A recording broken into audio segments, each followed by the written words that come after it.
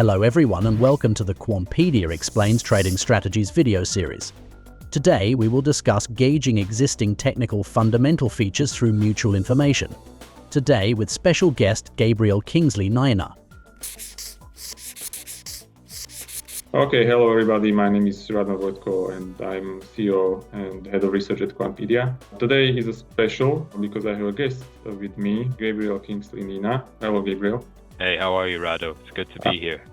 Thank you, I'm fine. It's good to have you here because it will be much easier for me to discuss the article because it's the article that you wrote and it's the article called Gauging Existing Technical Fundamental Features Through Mutual Information. So we will together discuss what is that article about, plus we will get to details. We will try to describe how it can help to all of the other portfolio managers. Firstly, let me ask something about you.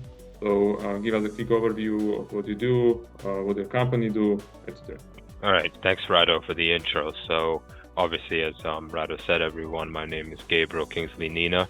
I am co-founder of Cavald Holdings, which is an emerging quantitative investment firm. And at the moment, we are specializing in short-only trading and use very complex and deep algorithm or system, better to say, in order to achieve this goal. For those of you who aren't so privy with short-only trading quantitatively, it's a very difficult endeavor to undertake.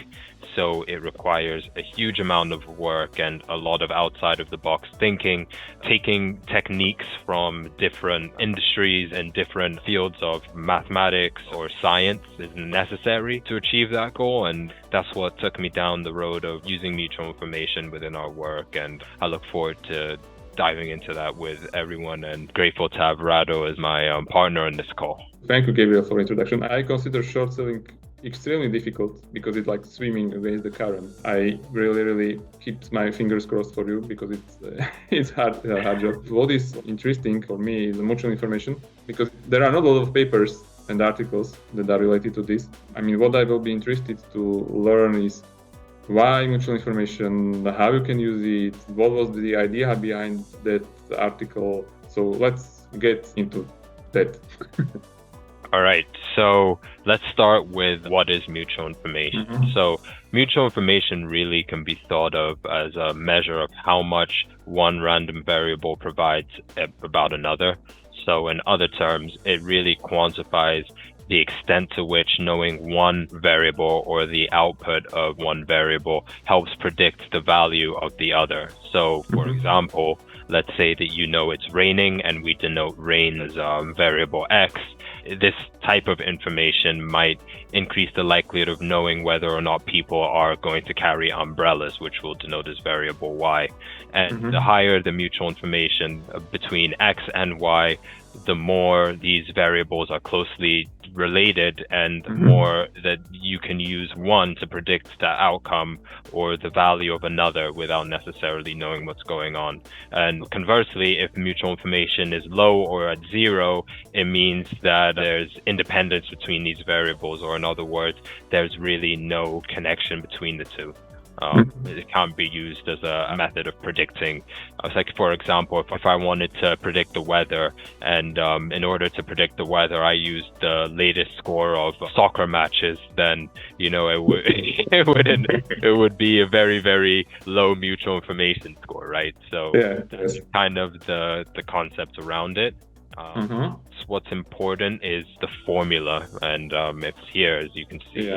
The key really is figuring out mutual information, as you can see by the formula, is joint probability, marginal probabilities, and some way to compare the two distribution, one variable and then the expected. So that's a little bit about mutual information as a concept. And That's great. And then now the question is, what is the best way to use it in the portfolio management? So, I mean, if I would like to use it, what is the best way? I mean, that's your article probably about. Very quick overview, what we are proposing.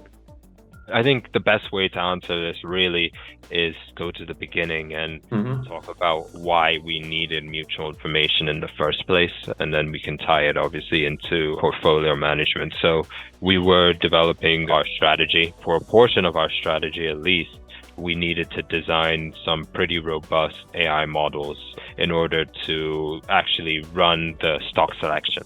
While we were creating this artificial intelligence model, what was important is equipping it with the right tools, i.e., you have to be able to give it relevant variables or variables that have some sort of statistical significance in order for it to have a better likelihood of actually figuring out the target variable, right? Which for us obviously is stronger downtrends.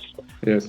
So in order to equip this artificial intelligence model with the right features, we did decide to use mutual information just because of what I said in the first part of that speech, Rado, is that it's fundamentally trying to determine how much information you can take from one variable in order to predict the output of another variable, right? And this is exactly what we're trying to do within asset management, right? We're trying to take, let's say, some simple TA variable, moving averages. We want to see, based on where the moving average is, whether or not we should enter or sell a position, right? In that regard, what's important is determining whether or not the moving average is even a good enough indicator or feature to predict the target group that you're going for. For example, if you want a 5% gain on a position, or you want a 10% gain on a position, or 1% gain, you want to be able to figure out how much information about that outcome this variable, the moving average, will be able to tell you.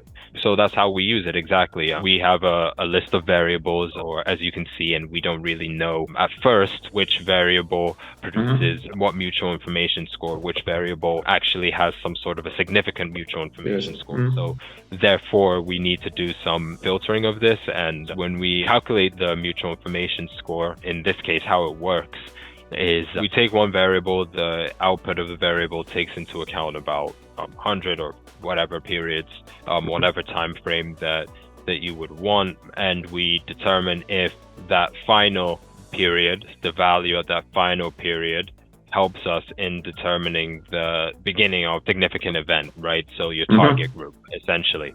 And once we did that, we just repeated that process through 19 variables. Obviously, the highest mutual information score something can have is obviously 1. In our case, as you can see here, the maximum entropy is 0.69, but the variables have a much lower information score, and that's fine because of the complexities of the stock market. Obviously, there's a great deal of randomness in the stock market. A lot of different outcomes are possible, especially when you start to go down in time frame to the intra-minute time frames. Your possibilities increase massively. You shouldn't expect a high mutual information score for your variables.